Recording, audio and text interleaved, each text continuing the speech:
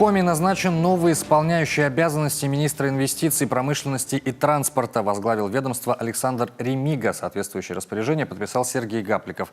Как сообщает пресс-служба главы региона, новому ставленнику 36 лет. Родом он из Североморска, Мурманской области. Окончил Высший военно-морской инженерный институт в Санкт-Петербурге и Северо-Западную академию государственной службы.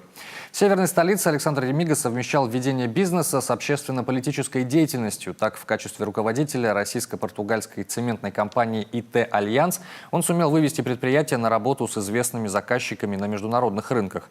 В 2007 году Александр Ремига стал сотрудником Центрального избирательного штаба «Единой России» в Санкт-Петербурге. Вошел в Совет по малому предпринимательству при главе администрации Фрунзенского района города, а 2 годами позже был назначен в жилищный комитет правительства города в управлении по работе с отходами отдела инвестиционных проектов.